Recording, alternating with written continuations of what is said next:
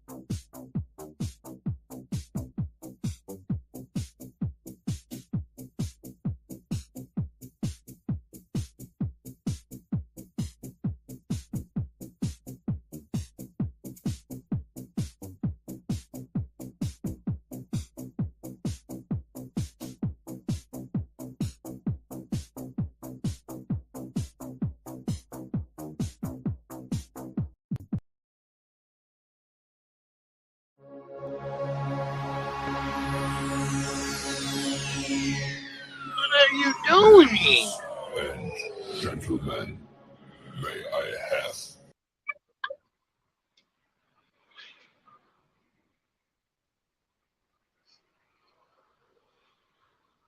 Well, I don't know what's going on. What is he doing? He's killing me here. Move him over. Hi, sir. Good afternoon. Good afternoon. What are you doing? What are you doing? I was trying something different, man. You gotta. I see that, but we get yelled at if we don't start on time. Hey, we are on time, man. We are on time. Don't worry about all that. Hey, welcome to the X-Man Show, ladies and gentlemen. It's Thursday. We're back. Is it Thursday? It is Thursday, sir. Wow, it's amazing. The off season's over, so you got a complaint. So go ahead and I saw your post earlier. You had a complaint. Go ahead. That's why before you even say a word. That is why you don't let Dirty type anything, because Dirty is. And I start there just like that. This is how I'm doing things for today. As a matter of fact, I'm gonna take part of the camera. Let me say something to this goon right here, or the goon that's about to be off screen for a second. I don't even know if I am off screen. Whatever. At this rate, he's muted, and I think I'm muted too. You know what? I lied. I lied. I ain't got nothing to say to nobody. No, I'm just teasing. No, after this goon, what he did last night, and like error field and whatnot. No, it's not Tuesday, Javier. It's Thursday, and we told you that. See, and I have to deal with idiots on a daily basis, and that idiot that usually is on this show every week with me, this is what I have to deal with. And I got an off season to deal with this goon too. And I have to deal with this crap. And if you listen to B-Hawk Live last night, if you had the balls to even listen to the stuff that he was saying, I turned it off. I was done with it. No, man. And this is supposed to be my co-host for the year, dude. Like, come on, man. Like, I got sick of it. I'm sick of it. Sick of it, man. I think this is my last show. That's what I want to tell everybody, man. This is my last show. This is my last show on the X-Fan. I can't deal with this crap no more, man. I'm done. I'm finished. I'm done. No, I can't deal with this no more, man. I thought I could handle it through a whole year, man. I'm finished. This is it. And if you believe that, then you need to sit on thumbtacks for the rest of your life. I'm going to just end this show. You really think I'm in the show just because of that, man? But I deal with this on a daily basis. Good afternoon to you too, Mike. Good afternoon, man. I'm not bad. I knew it. I tried. I really tried. Are you done? Are you I'm done? done. Are you done being Come on butthurt? back Are you in. done being Come on butthurt? back in, dude. Come on back You done in. being butthurt? You done being butthurt? Yes, that's what that was about. Listen, we know that you should never let Dirty type anything. We know you should No, never let it me ain't type just anything that. It ain't because just I always mess everything up. It ain't just that.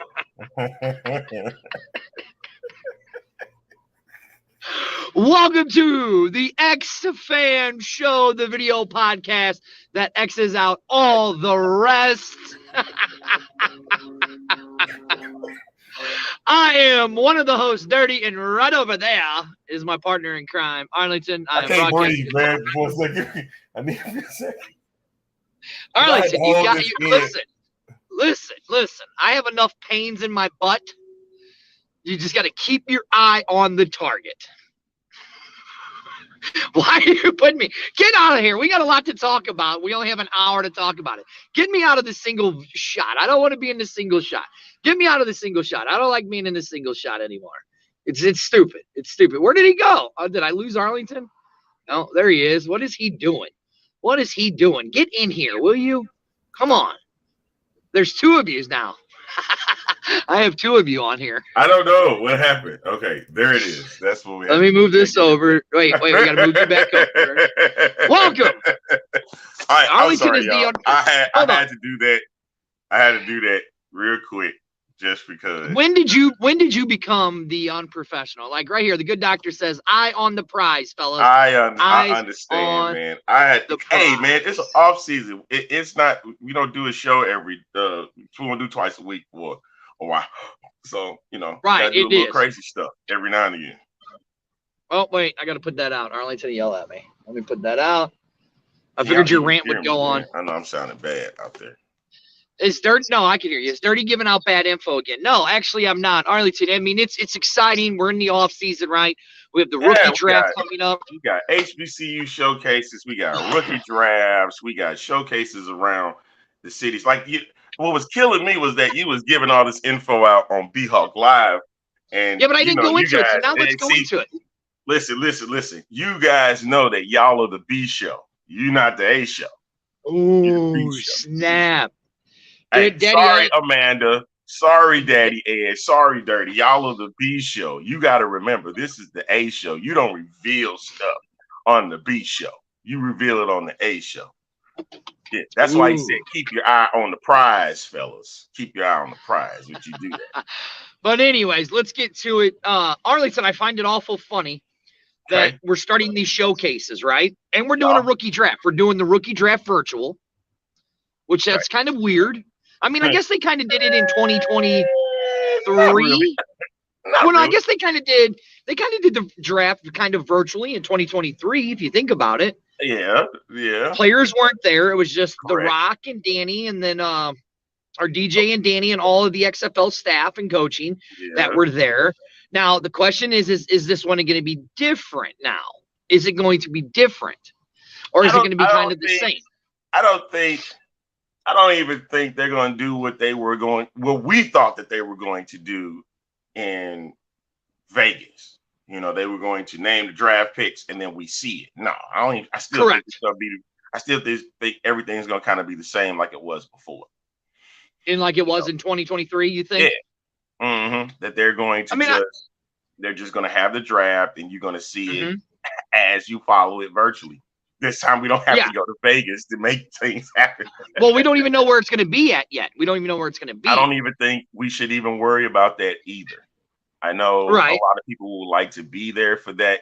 The same thing that happened even in the other league. They did it virtually. You got to see every draft pick. You got to see let's look at it this way, Arlington. Let's really look at it this way. There was only 3 fans that showed up. Right, exactly. There was only 3, and 2 of them are on this show right now. 2 of them run this show, and the other one lives up in Kent, Washington. The mayor himself was there. We were there for both days, which was cool. It's going to be interesting to see how they do this draft, because if you go on the XFL.com, it tells you that any player that was eligible for the NFL draft, right, that didn't get drafted will be eligible for the XFL draft, okay? So that's kind of cool right there, okay? Now, the thing is players that are already – that have signed, rosters guys like Lucky Jackson, J.J. Smith, No Hands Akeem Butler, Parker Romo, And that was the thing that I had one hold debate on, about. stop. Parker Romo, who sabotaged the entire San Antonio and that was Browns the thing. season. That was the thing. I wanted to bitch about that with you. Well, I think, like, listen, why? I think Parker Romo was paid off to miss that kick Shut the hell on purpose. Shut the hell up. Shut the hell up. That's the stuff I wanted to bitch about, and you brought it right back up, man. And thank you for doing that. I'm glad you did that. You brought that up on yourself. And everyone, like, why? Why did you say that? They got good contracts with good NFL teams, man. And you sitting here. Oh, no, that is true. That is true. But the thing is if those guys don't make it, here's the thing. If you read in the draft on XFL.com, if they don't make their teams, they automatically go back to their home team. So it's not like we're losing all of our players. No. And teams aren't being stripped because XFL still holds the right to those players if they don't make their respective signing teams. Exactly. So there were 20 signings and then 60 invites. So you're talking a total of 80 total invite signings that had signed with the XFL. What we should be happy is that the XFL showed that there is another place for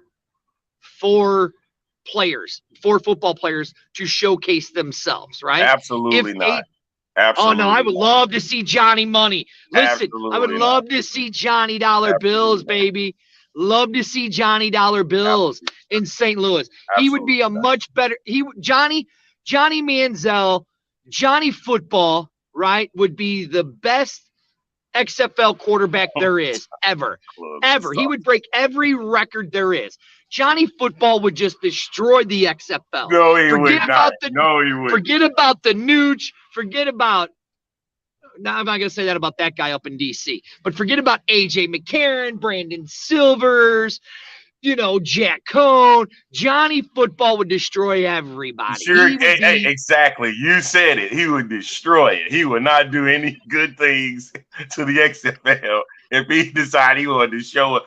Hey, Rock, I want to play some football, man. You know what? I feel like I want to play football next season. But you know what, though? If you really think about it, Johnny Manziel, Johnny Football is the type, the XFL or the USFL is the type of game he is good for.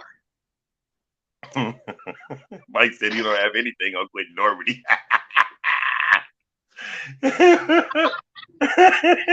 He wouldn't have anything on it. Hey, and I know I watched the Rough 'Em Up podcast. I wasn't on this week with Cullen Watkins, and I saw his list of top 10 quarterback. And I think number 5 on his list was Quentin Normandy. Yes, it was. The thing was, I know if you look at it, you have to keep an open mind with it. A lot of people was like, a lot of this, he said it himself. A lot of the list was controversial. It was because I was really tempted to see what his top 3 quarterbacks were. And I knew it was going to be at some point, and I'm watching it, like before we even get to it, I saw Danucci, Teamu, and AJ. And number 1 was AJ. And you can't deny him that. You really can't. I know I was critical of AJ, but yeah, you cannot deny that AJ McCarron was possibly the best player in the XFL. Okay, I'm not going to deny that. No. I'd love to see Cam Newton in the XFL. Everybody would. But listen. Let's say something. You say guys like Johnny Manziel and Cam Newton. Get it? They're big names.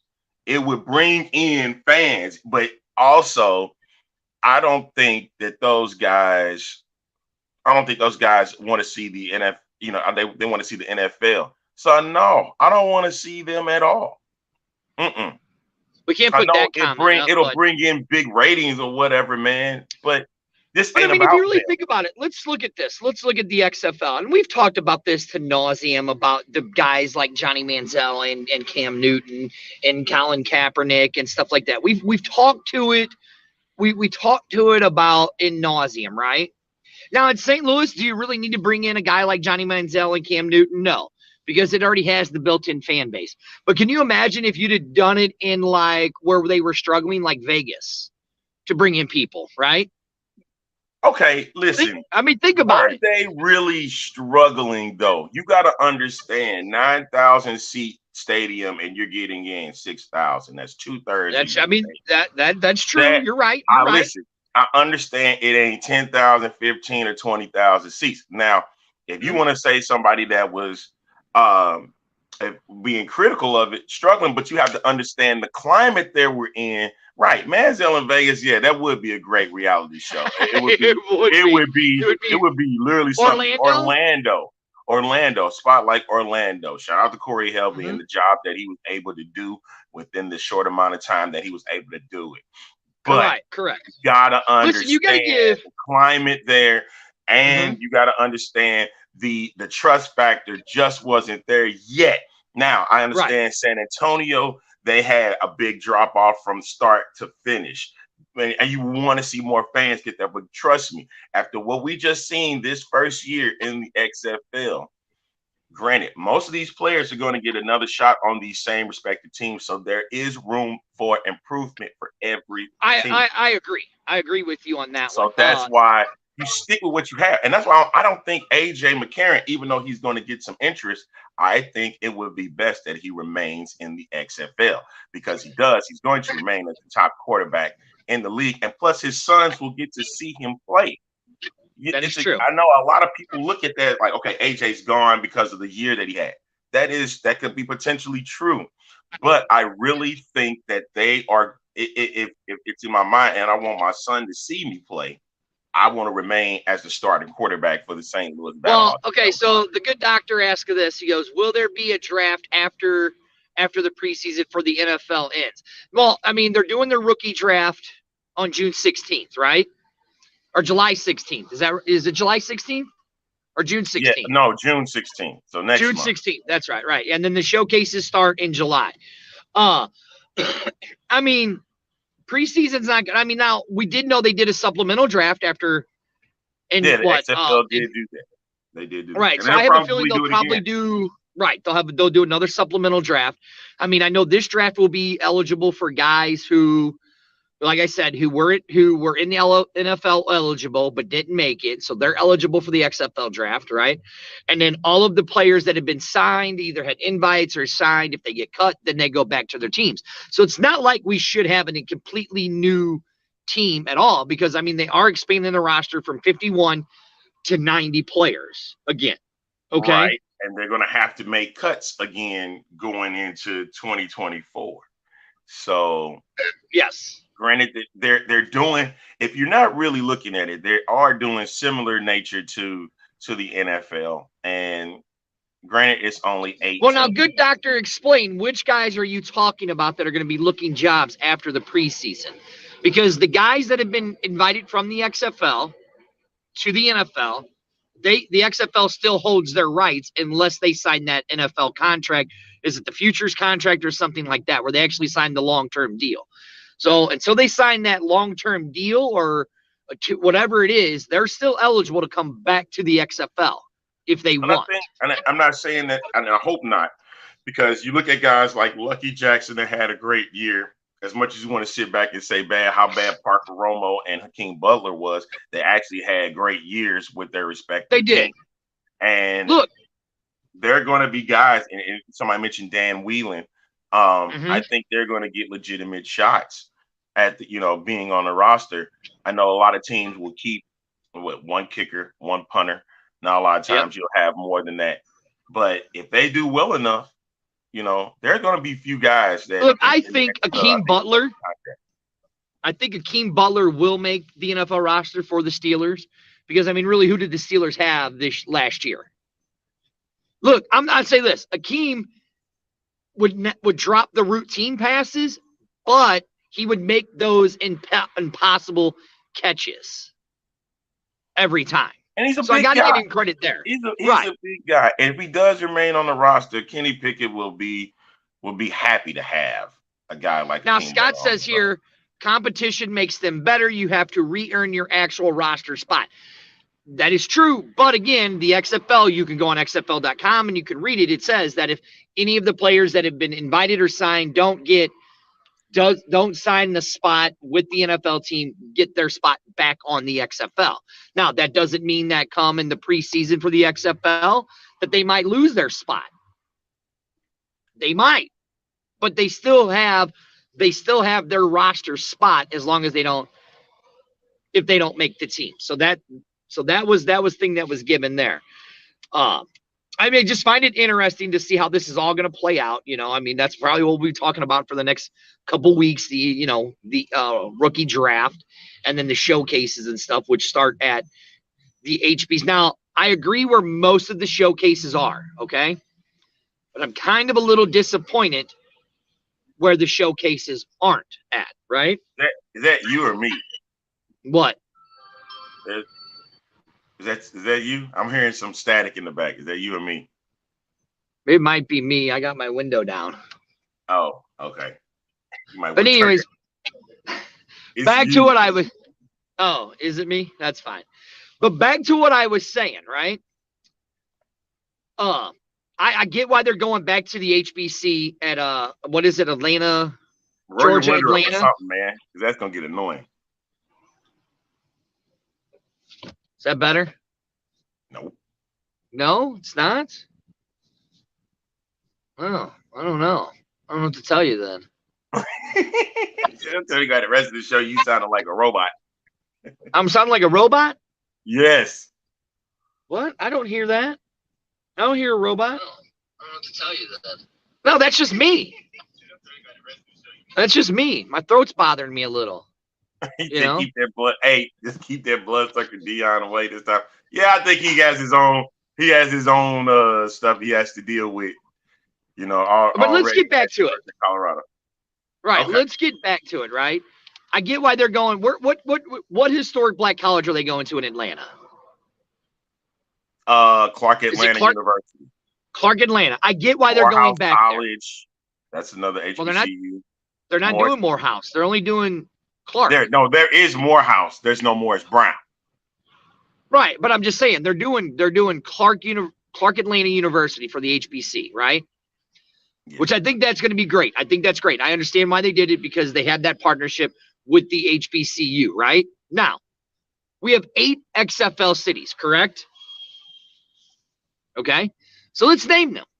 We have St. Louis, we have DC, we have Orlando, we have Seattle, we have Vegas, we have San Antonio, Arlington, and Houston, correct? But where are we doing our showcases at? We're doing it in Atlanta, Georgia, right? Yes, I can count to 8. Yes, very rarely, but I can count to 8. So we're doing it in Atlanta, correct? We're doing one in Houston, correct?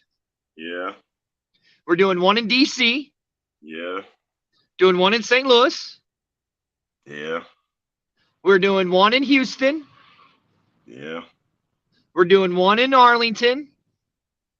Yeah. Well, that's the combine. Well, that's the combine. Okay, I'll take that one out. So we're doing one in Arizona. Uh-huh. And then where's the other one? And then the combine. DC. I already said DC. So you mentioned them all. So we got Atlanta twice. We got Atlanta twice. Yep. Mm-hmm. St. Louis, DC, Houston, and Tempe, Arizona for the showcase. Now, do we see something here, Arlington? Yeah, I see that Arizona and Atlanta are on this list, and they're not XFL cities unless there's something that makes you wonder that there's going to be some additions down the line of having it. No, Andrew, yes, it is. What makes the player eligible for the draft? You're right, is they didn't play in the NFL, but if they were in this year NFL's draft and didn't get it, they are eligible for the XFL draft. So they're eligible if they were drafted, if they were in college, made eligible for the NFL draft, then and don't make the NFL draft, then they're still eligible for the XFL rookie draft. They were draft eligible and didn't make the NFL draft. Okay, Yeah. Michael, I get it. I get that you're broadening the league's footprint. I get it. But let's really look at this right now. Was the marketing so well in the XFL? Come on, man. You really going to go through that again? I'm going to, because let's really look at this, right? Was it really done well? It looked like in certain cities they were trying to sabotage fan bases. Now, I get it. It was a Petri dish season, right? I get it. You know what I'm saying? I get why you did what you did for this year. But now it's 2024. Now it's time to fix the mistakes you had in 2023 and implement good practices in 2024. I mean, Arlington, you changed me. I don't even cuss on the show anymore. That's a lot, but okay. But you keep doing it. Very rarely. I don't drop the F-bomb. Because you don't get mad at everything like you used to anymore. You don't get mad at it. All I'm saying is this. I get why you did what you did in 2023. Now it's time to get into your home markets. Get into your home cities. Do those showcases there.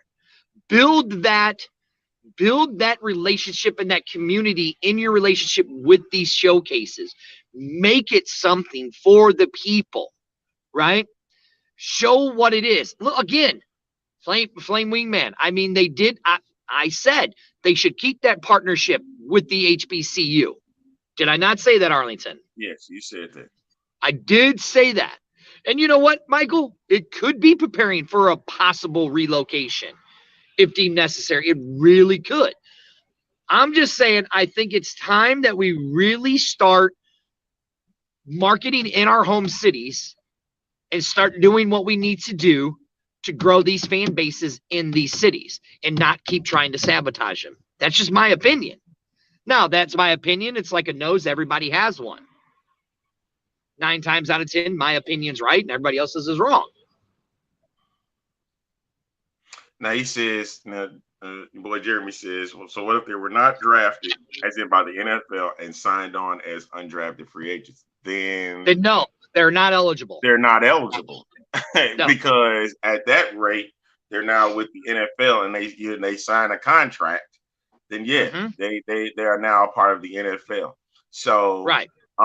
Which means even in the rookie draft, if they do get drafted by the XFL and they do get signed as undrafted free agent, that's different. Yeah, then they have the then NFL they'll have a rights to that future player. So it would have to be, they would have to be signed by the NFL first before the XFL gets their hands on, right? So correct. Yes. Okay. All right, so they need to adopt a little more from what 2020 did in marketing, especially with high school football in the fall. I know a lot of people feel that way because of what St. Louis did and the job Kurt Hunzinger did, that because his task was a tall task. You have to really understand, it really wasn't that much in 2020 cities. You didn't really have to do a lot per se, but St. Louis had to because they were without football for 5 years. Right. So there was a tall task to get the trust back from the fans in St. Louis. So that's why a lot of the marketing that they did, and that's why a lot of people felt that the marketing in 2023 was bad just because of what happened in 2020. Well, and I also think, again, I'll go back, and this is where I'll defend the XFL. I don't say I agree with it, but this is where I'll defend them. Arlington, we saw a lot of their hires they made were basically like right at the end of what they need before they had to get stuff done, right? Correct. So I have a feeling that had a lot to do with it right there, of why the marketing was so poorly done in this version around the XFL, because I think they were wanting to look for the right people, but it took so long for them to do that it kind of hurt them in a lot of places. It hurt them. It hurt them in a lot of places. I'm trying to be positive, but now you have it in 2023. It hurt because you got to understand that XFL brass, and I'm talking about the top, was they were taking it, and you thinking they were trying to find the right people. They were taking their sweet time getting that together. They were. And I know they wanted to get the right people involved, but it was just like, come on. Like here, Come I'll on, give man. you the example. You knew about this. Remember, that's what you, Dirty, were sitting there bitching and complaining about. You knew what was at stake. But remember, they did have hiccups along the way. Some When it people came were to let go. logos, came to these teams and whatnot, there was some hiccups. So that's why like you said, with Corey Helvey down there in Orlando. I mean, give Aaron down there in Vegas, who literally had 4 weeks to put all of the Vegas Vipers stuff together. And it turned out really good. So so I get why they did what they did, but now it's 2024. Now you had the season. Now you saw what it was. Let's improve. Know what we need to improve on and do it, right? That's what they need to do, and that's what I hope they do. And it looks like with these showcases, finally announcing them as early as they did, announcing the rookie draft as early as they did, they're fixing problems that they had from 2023, moving it to 2024. Now, come to social media stuff, they could be doing a little better. You had the Seattle days up in Seattle, where it said, oh, hey, by the way, Seattle Sea Dragon people organization will be doing cleanup days. Who knew about that? That was exactly because it was announced the day before. Who knew about that? Exactly. You didn't know about it. You didn't know about it until the day before.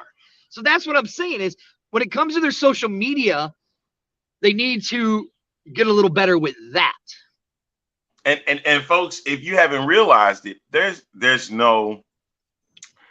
off season, but it's going to be ongoing from now to February 2024 when this season begins. Yeah, exactly. It's going to be nonstop. Like the coaches are going to be going back to work. Many of them are going to be looking at new talent to potentially put on their rosters for next season. So it's really going to be interesting to see how this all plays out over the next few months of how this all plays out. See, like right here, the communication on the St. Louis end was pitiful. Some of the worst I've seen from supposedly a pro franchise. That almost goes without saying, considering the fact that a lot of the teams went through that. The communication. I mean, depends on the team. Huh? Depends on the team. Yeah. A lot of teams went. That's all I'm gonna say on that. A lot of teams went through it.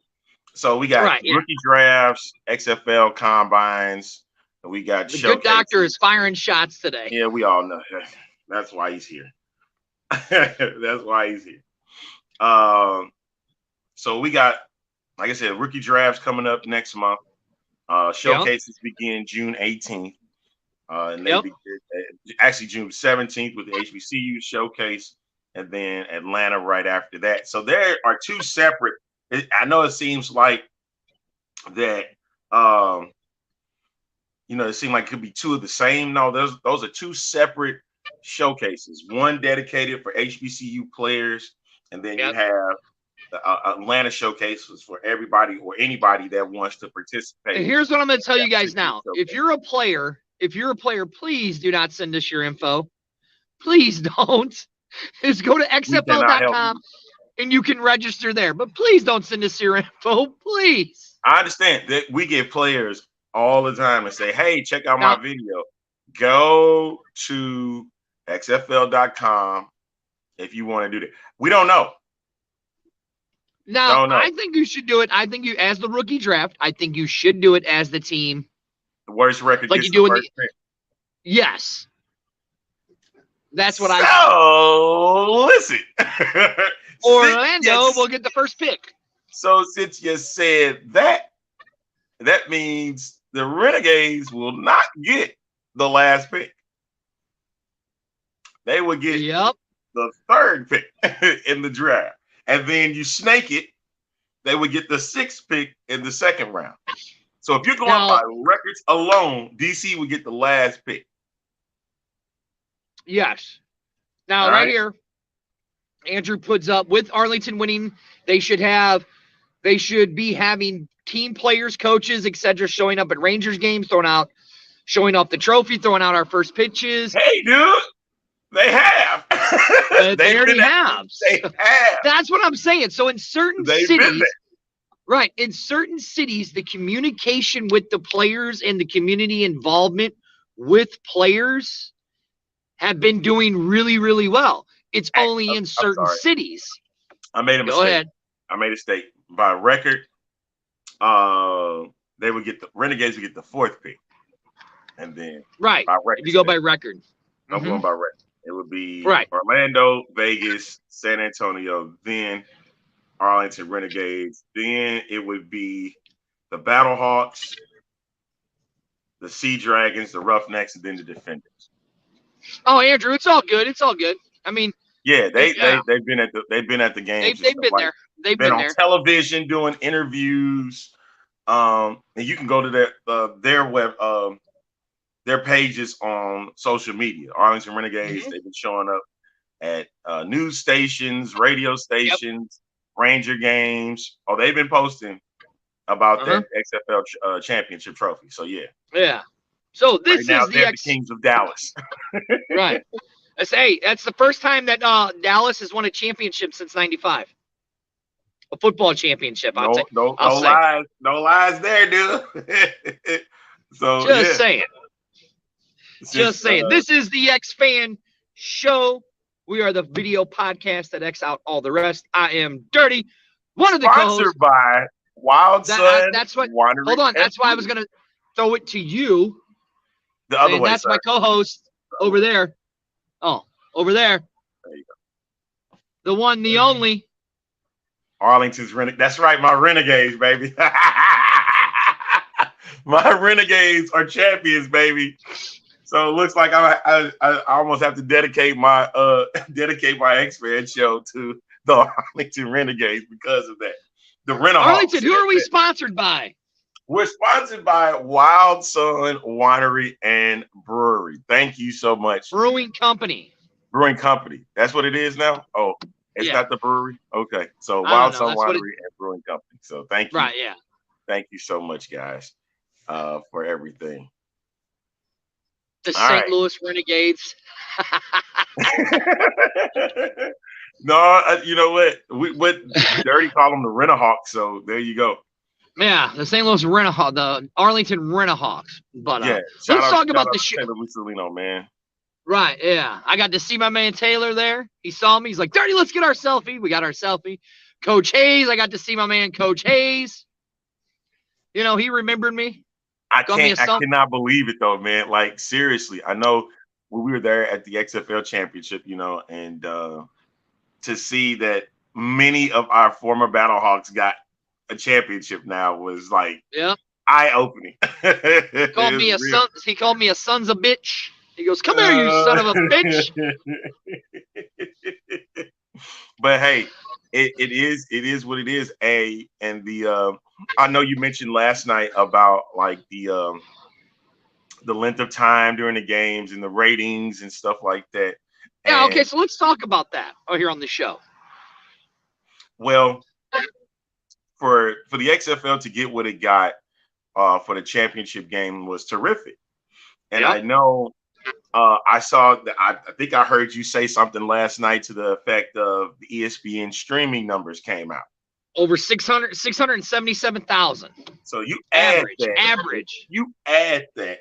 If you add that average to what was put out, you're getting over 1 million viewers per game, or close to. Right. Close to, because I think the average viewers per game. Right. I think the average for TV ratings for the XFL was just over 700,000. I think it was, if I'm not mistaken. So now you're over 1 million, right? You're talking about the growth those first games got. One had got 1 million. No, both games got 1 million views. Yeah, you're right. Absolutely they did. So yeah, it's interesting to see how this goes, right? And we were all worried about, what's the streaming numbers? Well, we finally saw them. XFL finally released them. They averaged 677,000, right? Arlington, me and you had talked about if the XFL can get a total of between 450 to 500,000 for the entire year, that would be a success. They got 577,000 to attend the games. They were averaging, we did the number, Arlington, for the games, for the weekly games, they were averaging, 40,000 per weekend for XFL games? As you talking about for attendance, like per week? For attendance, for the whole weekend, for both days, Saturday and Sunday, for all 4 games. You cannot deny that it was not a success. And you cannot deny what the XFL did. Regardless of how much we want to complain and moan that we were tired of the marketing or tired that they, did this and did that and took forever to announce this and announce that, right? They succeeded. They succeeded their numbers and what they wanted to do. Like Scott says right here, with those numbers, would it be curious if CBS might jump on board and add games in the future? I don't know. I mean, they have an exclusive deal with Disney and ESPN. I did, like I said before, I wanted another broadcast partner alongside Disney. And I know CBS during that period, I know they got March Madness, so they're devoted to that. So it would be difficult unless they put it on their cable network, the CBS Sports Network. Can you find it? But here's the question, though, because you saw the article not too long ago that Disney is talking about taking ESPN off and making its own standalone. Okay? Kind of like they did with the NFL network, making it its own standalone thing, right? Remember, a certain individual once brought that up. Yes, we did. They thought he was crazy for saying that. Yes, we did. Certain individual we brought on the show said this, and they thought he was crazy for saying it. So here we are, coming back up again. Right. Would it be a good idea that if Disney broke off ESPN and made it its own standalone entity? I mean, you think about it. Look, you have UFC on ESPN, right? You have, what else do you have on there? I mean, you have a lot of stuff on ESPN, right? College basketball, baseball. Football, all of that. Still got now you have, now you have the XFL. So would it be smart for Disney to break that off and make it its own entity, or would it hurt them? For ESPN to be its own? Mm-hmm. See, like right here. I mean, the good doctor says ESPN is going to single-handedly kill cable. I think that streaming has pretty much done that. I mean, would you have thought 5 years, 10 years ago, Arlington, that the streaming services would be where they are today, where people are actually cutting their cord to get away from cable and satellite? I mean, look, you had the NFL Network took their NFL Sunday ticket and moved it to YouTube TV. They completely cut the cord. Completely cut the cord. Like, if you're going to watch it, you have to stream it. In a way, that's a whole nother topic or a whole nother show. And it's true. You do get to watch what you want, what you really don't. But I'm not going to discuss that. But yes, you do, because it's a la carte. And I know a lot of people would rather have a la carte more than like right here. Look what Russ said. Cable channels. Right. Russ is one of those 677,000 people that watch the games on ESPN Plus. Yeah, because that was something that was big for the XFL back in 2020. They wanted to make sure that they were able to get fans to watch the game wherever they could go. Same thing with what happened with the NFL, baseball, NBA, hockey. They wanted to make sure that fans around the world could watch their games wherever they may be. Tablets, phones, laptops. Wherever. I remember when we were coming back from one game, and it was a Sunday. It was I'm watching the XFL in the airport from my phone. Yeah, like right here. Ken says, it's nice to be able to watch it on the go. We're all always great, always ain't. We're not always at home. Yeah, I get it. I get that. We're not at home. See, like right here, look what the good doctor says. I got my ESPN Plus for college games and my Apple TV for all the St. Louis sports games, soccer games. It's a la carte. You get what I'm saying? Like you get what you want from certain areas, and I know you would look for like shouldn't there be one place for everything? That's not how they're doing things. No, and Arlington, we had talked about it way before the season went. Like, who would the best fit for the XFL be? Right? We're like, who is the best fit? We talked about CBS. We talked about NBC. We talked about Paramount. We talked about Disney and ESPN. Turner. We talked about Turner. Talked about Turner. But it seemed like ESPN was the best fit for the XFL. And it showed out that it was. You know, like right here, look. I love being able to watch the games after going to the games. That was the main thing there. Like, if you missed the game, you could go back and watch it. Exactly. And that's what I did. The games we'd go to, like all the Battlehawk games, I went back and watched them after it to see what the people were saying, right? See what the announcers were saying. I would watch every single game on the ESPN app just to see it. You know, like right here, Good Doctor says, there's too much money too much money to be made off of breaking apart anything and streaming. It makes sense for cable to go away. That's why it's like, should they devote a channel just to ESPN and, you know, they should break away from Disney? I mean, they make a lot of money off of it. You know what I'm saying? So, now, look, here's what I mean. Now, Arlington, tell me, we're doing the draft virtual, right? We didn't get to really see the draft in 2023, right? They didn't really have it out there. They were just doing little updates here and there, and then they would do little clips, right? Mm-hmm. They have the partnership with ESPN. You think they should put the draft on ESPN Plus? I think they should. Why not? I knew it. I think. No, yes, they did. Yes, they did, Russ. They did too. You got to go into the season recap, and you got to go into where it's the very first article on the XFL. It talks about how they saw growth, attendance, and viewership, and it said from the streaming, it was 677,000 from the ESPN streaming. It's right there on their page. I would agree with you when it comes to, because I said it for you basically, that you would want to see the draft on ESPN Plus.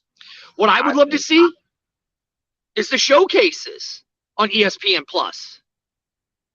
Give us a little bit history on those players. Like, I really enjoyed the Player 54 docuseries they had, the 9 weeks or the 10 weeks that they had. Thoroughly enjoyed it. Now imagine they do the show called The Road to the XFL, and they show all of the showcases, and they show the players in the showcases. And they give those players a we're talking about it now. Like, what now that a whole season is in the books, what would you like to see more on visually going into 2024? Like, we know about the fan stuff, we know about that. I'm talking about now on television. Well, B-Hog 1, we are going to start reaching out to players, so don't worry, we will be getting players on.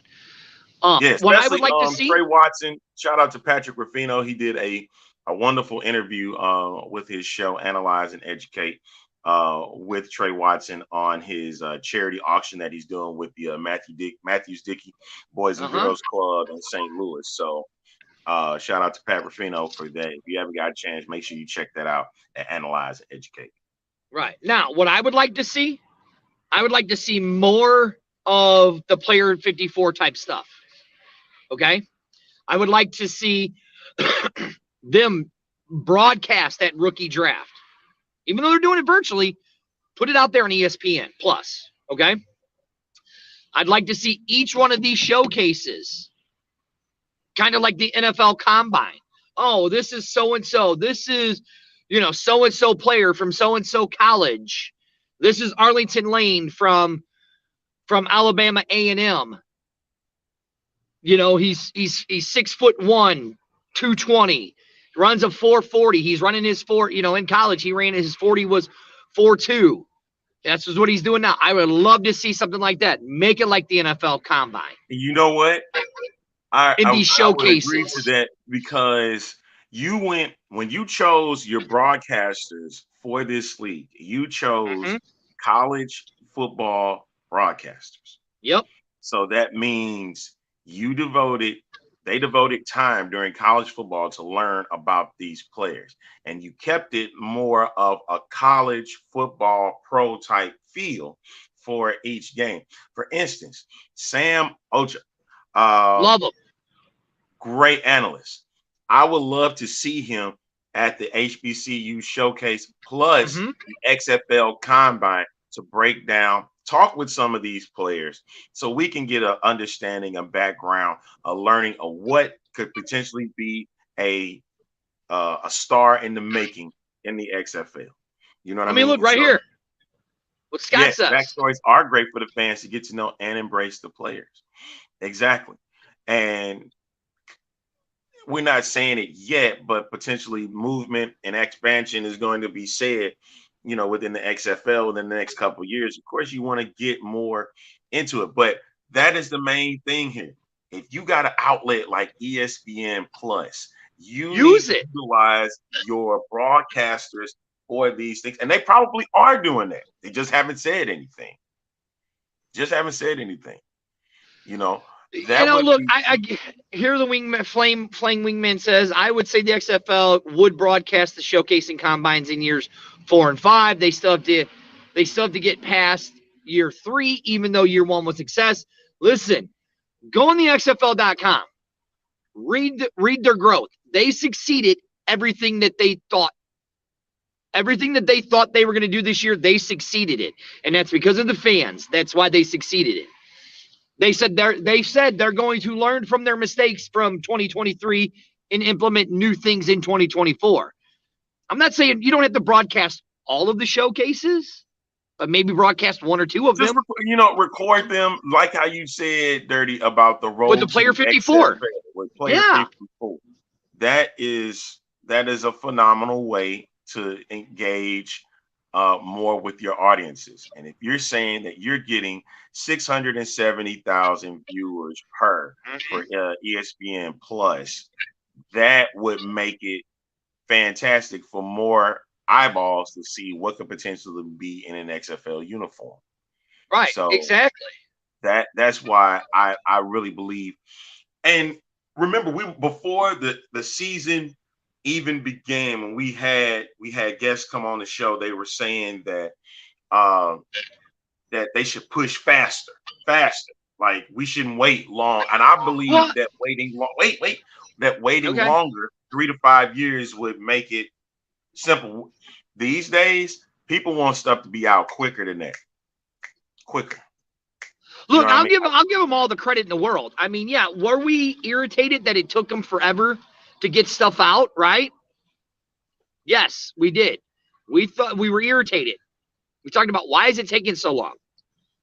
I don't think everything in 2023 was a complete disaster. I think some things were, but I think their production side, like with the Player 54 docuseries, right? The presentations of the way that they put on their football games. I honestly think that the XFL, people can sit there and bitch and moan saying, oh, well, the XFL's broadcasts were garbage. Were they? Because I enjoyed them. I seriously enjoyed all of their broadcasters. I thought they all did a great job. And like you said, Arlington, to me, the one that stood out the most was Sam Ocho. He stood out the most to me. He was the one I loved listening to the most. Because he broke down each player. He broke down each play. Not just that, it was his passion for it. And his the presentation. Yeah, he brought Stormy. I thought Stormy was one of the better sideline reporters. And who was the other gal? The other gal. Tiffany Blackman did a fantastic job. Tiffany Blackman, a great job. Those two women with their passion of how they did that on the field, to me, I loved it. Way better than anything I've seen in the NFL. Of them did. Cole, Cubic, they did an amazing job when they were I'm just going by the people that really stuck out to me, and those were the ones. Right. And shout out to John Schriffen and Lowell Galindo. Those were broadcasters I think that really had got a lot of people's attention because of their energy. Tom Hart did a fantastic job with the XFL championship, being as a broadcaster, and getting a chance to meet him during the year was cool too, because, I like his work, and he does a phenomenal job with college football. And I think they utilized him as the number one guy for ESPN's coverage of the XFL. Granted, they moved him around in different cities. You got him on different days and stuff like that, but he did a phenomenal job. But you also got younger guys that was very enthusiastic, maybe a little too enthusiastic, but given they look, brought all right here, like Russ says, of all of the color commentary guys, I think it was the broadcasters that had it, but you had to bring that type of energy to the table, because like I think it was John Schriffen that did the DC versus St. Louis game, and he had said something about Abram Smith making people look silly. Yes, it was very enthusiastic, just maybe a little too enthusiastic. Granted, that would be me if I was in John Schriffen's shoes doing that game. I probably would have said the same thing. And I know I would have gotten blowback for being just a little too over the top. But that's what that league needed. It brought eyeballs to the table, and that was, that was a cool thing about it. Now, for a broadcast standpoint, they were like, well, why so many games on FX? Why were there so many games on FX? It was an experiment. An experiment, and they still drew well on FX. Listen, you can't deny, you cannot deny that season 1, due to TV ratings, was not a success, because it showed it was. 600 average 677 on streaming, average 700 and something on television. Mind you, just like Arlington said, on FX, the majority of the games were on FX, and they still did over 700,000. Don't be surprised on television if they do that again next season, because you have to remember what's on television during that period and who got the rights to all of that. And they're going to be as long as these leagues remain and keep getting deals about it, they'll remain over the XFL. FX will probably be the only group that will have freedom to put a game wherever they want to put it, because they can remove a movie, they can remove a television show and place it there, because all they throw on are reruns and movies. That's it. And they have their original programming, but that's on the days that they have it. But other than that, they have freedom to put a game wherever they want to put it. Yeah, you're right. So absolutely that's why FX was able. That's why there were a lot of cable games on FX, because there was a lot more freedom to put a game anywhere. And I think what we'll see. No, go ahead, finish. Oh, I was just saying that in the future, I don't think anything is going to really change per se when it comes to where they broadcast. They did the Thursday, they did the Friday games, they did the Monday night games. All right. Most of it was a success, but it was about regaining the trust of the viewer. That was the main thing about the XFL, was regaining the trust. And a lot of people did not. Because if you want to compare what happened 2020, 2023, 2020 was a curious look. Because you didn't know what the game was going to be. This was totally different from 2001, right? So, and it was clean cut. And granted, it was half the audience from week 1, from 01 to 2020. And then it was half that from 2020 to 2023. And because you also have to remember that viewers are watching different stuff everywhere. It's not it's not what it used to be in 2020. Viewership is different. People's mindsets are different from then to People's now. Attention spans are shorter. I mean, look, right. That's there's nothing what you just said. It was a success. Yeah, there's nothing you just said right there that I cannot disagree with. Now, one thing that you just said that I cannot disagree with. on anything that you just said. I think we're going to have a better scheduling for some cities. Again, like you said, this was a curiosity, trying to get the trust back of the people. Did some cities get screwed over on their scheduling? Yes, because I don't think they had the priority because of what happened in 2020 and how a lot of these stadiums got screwed over. Screwed over. And that's what caused the chaos. If you really paid attention to this year, if you listen to the mayor has said a valid point at the beginning of the year. Other than the Monday night game that DC had, all of their home games were on a Sunday. They did not have one Saturday home game. That was because of conflict. DC. Oh yeah, you're talking about DC. You're right. Audi Field did not allow DC, the defenders, to have a Saturday home game. Nope. All their games were on Sunday or Monday. Well, they had the one game on Monday. One Monday game. Yeah. So that's the key thing. It was about regaining trust with venues, fans, viewers, everything. Of that. And it was going to take a hit because you didn't know what the game was going to be like. Arlington didn't really take a hit. Averaged over 700,000 weekly viewers. It did. 670. It took a slight hit because of the regaining of the trust. Right, but again, I'll go back to those numbers. What made it great, though. Right, I'll go back to those numbers. 600, over 700,000 on cable TV, on regular on television.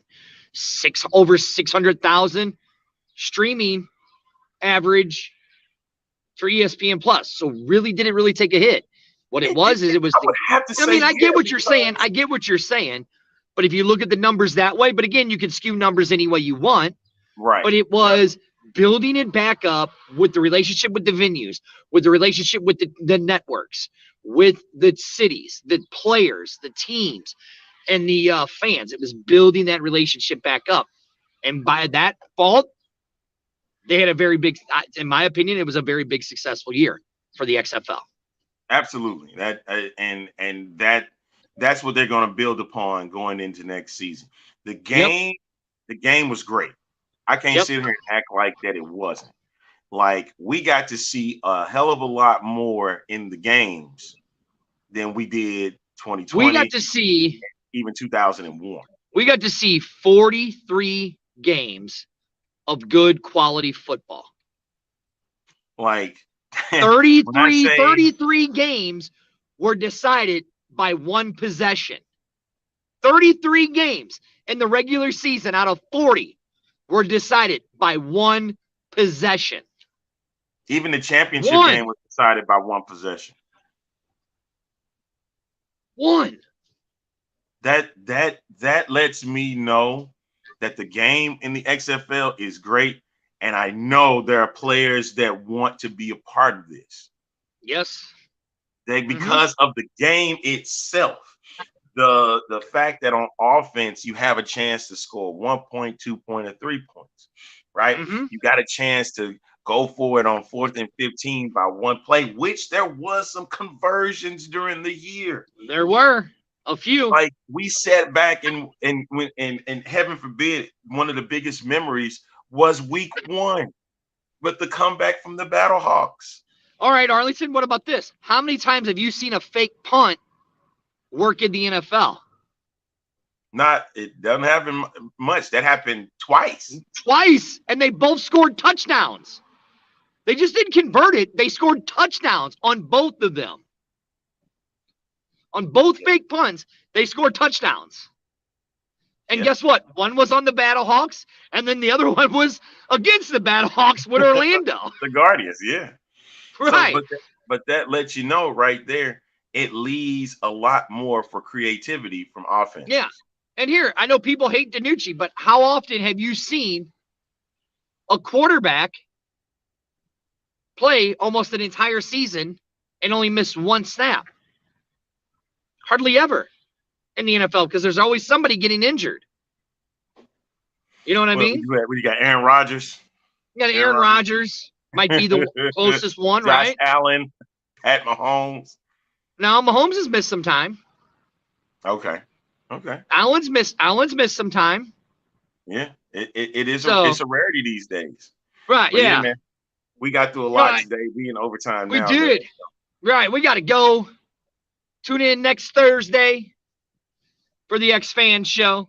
We are brought to you now, our proud sponsor, Wild Sun Winery and Brewing Company, right there in Hillsboro, Missouri. Looking them up. The website is being worked out. We're getting that up and running and stuff. Arlington, anything else that we have?